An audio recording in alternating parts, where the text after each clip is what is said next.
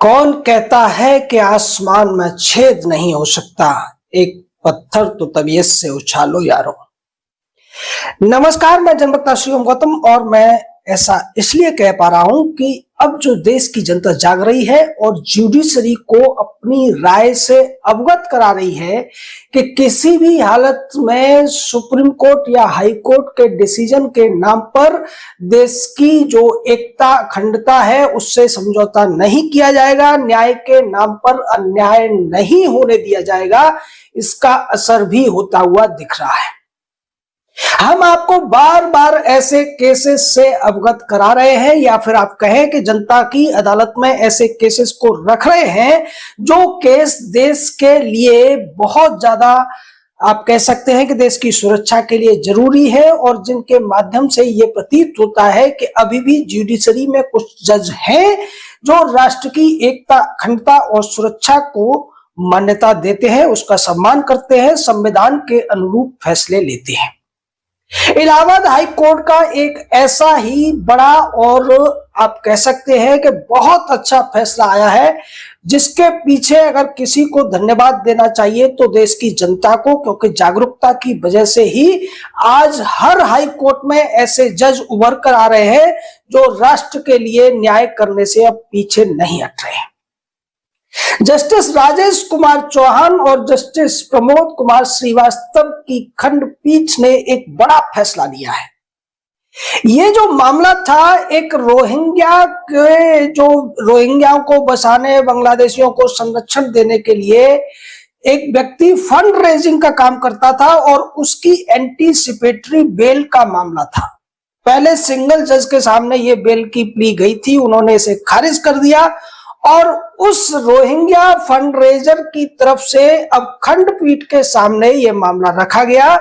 तो खंडपीठ ने न केवल उसकी बेल प्ली को रिजेक्ट किया बल्कि एनआईए अधिकारियों और सुरक्षा एजेंसियों पर सवाल उठाया कि अभी तक इस व्यक्ति को गिरफ्तार क्यों नहीं किया गया। खंडपीठ ने पूछा कि जब ये व्यक्ति, जैसा कि जो एविडेंसेस पेश किए गए हैं उसके आधार पर ये भारत की शांति, सुरक्षा, एकता और अखंडता के लिए खतरा है, तो फिर ऐसे व्यक्ति को तो जेल में होना चाहिए। अभी तक ये एंटीसिपेटरी बेल क्यों मान रहा है। आप समझिए कि किसी व्यक्ति की गिरफ्तारी से पहले वकील कोर्ट में जाते हैं और ये कहते हैं कि उसको गिरफ्तारी से छूट दे दी जाए या फिर एंटीसिपेटरी, यानी कि आप कह सकते हैं कि पूर्व बेल, पूर्व जमानत उसके लिए मांगी जा रही है और कोर्ट कहता है कि इसे तो जेल में होना चाहिए। तो कितनी बड़ी उलझन वाली स्थिति होगी उस व्यक्ति के लिए या उसके वकीलों के लिए। इलाहाबाद हाई कोर्ट ने साफ कर दिया कि जो व्यक्ति देश से विदेश से तमाम जगहों से रोहिंग्याओं और बांग्लादेशियों को हित साधने के लिए, उनको भारत में बसाने के लिए, उनको सुविधाएं मुहैया कराने के लिए और उनसे बाद में जो अवैध गतिविधियों में वो लिप्त रहते हैं उसके लिए जिम्मेदार है, उसकी गिरफ्तारी पर कोर्ट रोक नहीं लगा सकता। ऐसा कहते हुए खंडपीठ ने उत्तर प्रदेश के चीफ सेक्रेटरी को, मुख्यमंत्री के प्रिंसिपल सेक्रेटरी को, डीजीपी को, तमाम बड़े अधिकारियों को भी इस केस का जो ऑर्डर है वो फॉरवर्ड करने का आदेश दिया है। साफ तौर पर यह कह दिया गया है कि अगर जरूरी है तो इस व्यक्ति को जल्दी से जल्दी गिरफ्तार किया जा सकता है पुलिस के द्वारा। अब चूंकि मामला यूएपीए के तहत भी है, एनआईए के तहत भी है, तो इस मामले में किसी भी तरीके की ढिलाई नहीं बरती जानी चाहिए। आप सोचिए कि क्या एक साल पहले ऐसे कोई भी आप निर्णय सुनने या देखने को आपको मिलते थे? बिल्कुल नहीं मिलते थे। इसलिए हम बार बार कहते हैं कि यशवंत वर्मा का जो कैश कांड हुआ है वो एक तरीके से देश के लिए अच्छा ही हुआ है, क्योंकि जुडिशरी में भ्रष्टाचार है, ये एक ओपन सीक्रेट है। पता सबको था लेकिन बोलता कोई नहीं था। सबको पता था कि निचली अदालत से लेकर सुप्रीम कोर्ट तक भ्रष्टाचार व्याप्त है, जज हो, वकील हो, पेशकार हो, रजिस्ट्रार हो, अर्दली हो, सब के सब पैसा लेते हैं और ये किसी से छुपा हुआ नहीं है। लेकिन यशवंत वर्मा के कैश कांड ने इस पर ऐसे सवाल उठाए कि पूरे देश में इस पर चर्चा होने लगी और इतने जोर शोर से चर्चा होने लगी कि अब जजों को भी जनता की जो राय है, जनता का जो मंतव्य है, वो सब पता चल गया है और उसकी वजह से अब वो उस तरीके के फैसले नहीं ले पा रहे हैं, या फिर ये कह सकते हैं कि जो अच्छे जज थे, जो अच्छे फैसले लेने से डर रहे थे, अब उनका डर खत्म होता हुआ दिखाई दे रहा है। कई हाई कोर्ट से ऐसे फैसले आ रहे हैं। इलाहाबाद हाई कोर्ट से पहले भी ऐसे अच्छे फैसले आए। गुवाहाटी हाई कोर्ट का हमने आपको बताया था इसी तरीके के केस में। हिमाचल प्रदेश हाई कोर्ट ने मंदिरों के पक्ष में फैसला दिया। मद्रास हाई कोर्ट से तो आप समझ लीजिए कि रोज कम से कम आधा दर्जन ऐसे अच्छे फैसले आ रहे हैं जिनमें साफ तौर पर जनता के हितों को वरीयता दी जाती है। आपको हम आने वाले वीडियो में बताएंगे कि किस तरीके से केरला हाई कोर्ट से एक बहुत बेहतरीन फैसला आया है, जिसने राज्य सरकार के एक कानून को असंवैधानिक घोषित कर दिया है क्योंकि वो लोगों के हित में नहीं था। दूसरी तरफ वो लॉबी भी है जो इस सब से चिंतित है और वो भी इसके खिलाफ एक अलग तरीके से षड्यंत्र रचने में लगी हुई है। उसके बारे में हम अगले वीडियो में आपको बताने वाले हैं। लेकिन यहां जो रोहिंग्या वाला मामला है, इससे पहले जस्टिस सूर्यकांत ने भी रोहिंग्या के मामले में साफ कह दिया था कि रोहिंग्या बांग्लादेशियों के लिए जो अवैध रूप से भारत में घुसे हैं, सरकार लाल कालीन नहीं बिछाएगी। यानी कि उनको सुविधाएं देने, उनके बच्चों का ख्याल रखने, उनके खाने पीने का ख्याल रखने की जिम्मेदारी सरकार की नहीं है। अगर वो गलत तरीके से देश के अंदर घुसे हैं तो फिर चाहे राज्य सरकार हो या केंद्र सरकार हो, वो उन्हें देश से बाहर फेंकने के लिए स्वतंत्र है। ऐसा सुप्रीम कोर्ट भी अपने एक निर्णय में कह चुका है। लेकिन हमारे देश में ये जो वकीलों की एक प्रजाति है, ये पैसे के लिए तमाम तरीके के कुतर्क गढ़ लेती है, तमाम तरीके की बातें बना लेती है और इन लोगों को विक्टिम बनाकर पेश करती है। इन लोगों के लिए ह्यूमन राइट्स की बात करती है, इन लोगों के लिए नेचुरल राइट्स की बात करती है, लेकिन वो राष्ट्र और समाज के हितों को पूरी तरह से नजरअंदाज कर देती है।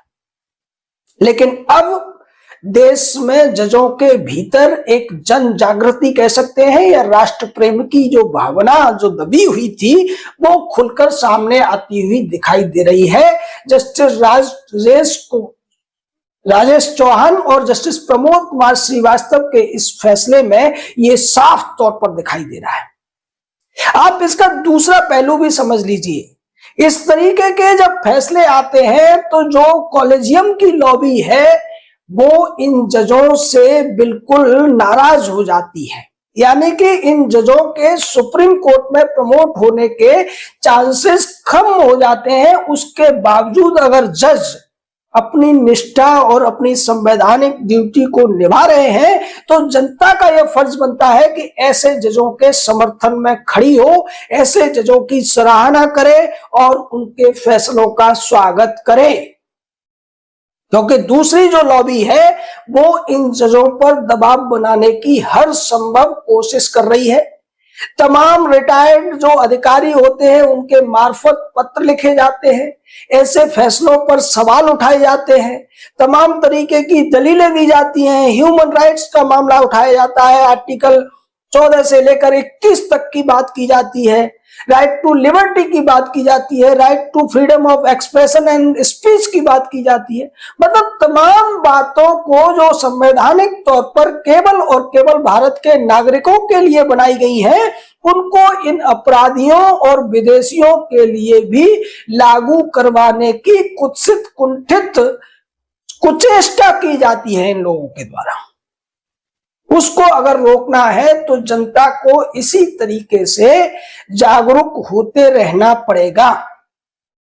हमारे देश में ज्यूडिशरी की तानाशाही इसलिए ही पनप पाई क्योंकि पिछले 77 सालों में देश की जनता को न्यायिक रूप से जागरूक करने की कोशिशें बिल्कुल नहीं हुई।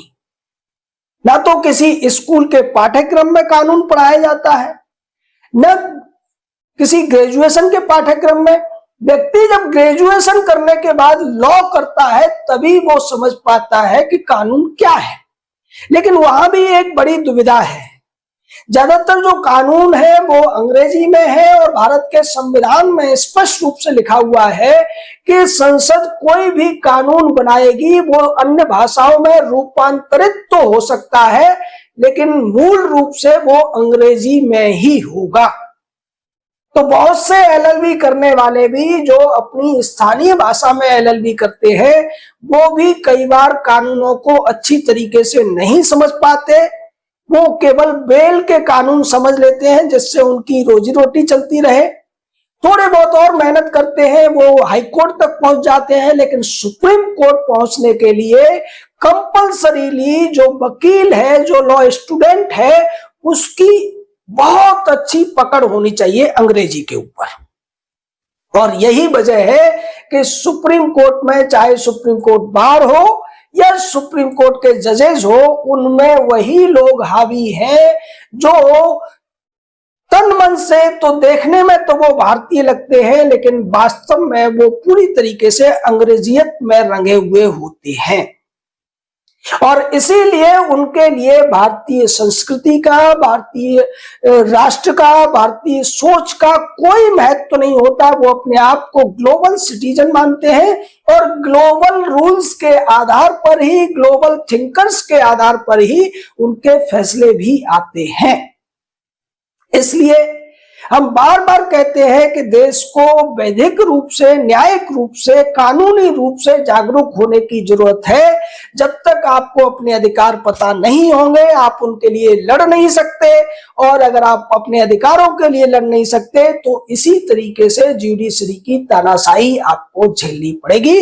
लेकिन ये अच्छे बदलाव सामने आ रहे हैं कि अलग अलग हाई कोर्ट से राष्ट्रीय सुरक्षा के मामले में या फिर लोगों के जो संवैधानिक अधिकार हैं उनके मामले में अच्छे फैसले आ रहे हैं, जिनको हम जनता की अदालत में इसी तरीके से रखते रहेंगे। आपका इस पूरे मामले पर क्या कहना है, अपनी राय दीजिए, हमारे साथ जुड़े रहिए और इस जानकारी को ज्यादा से ज्यादा लोगों तक पहुंचाइए।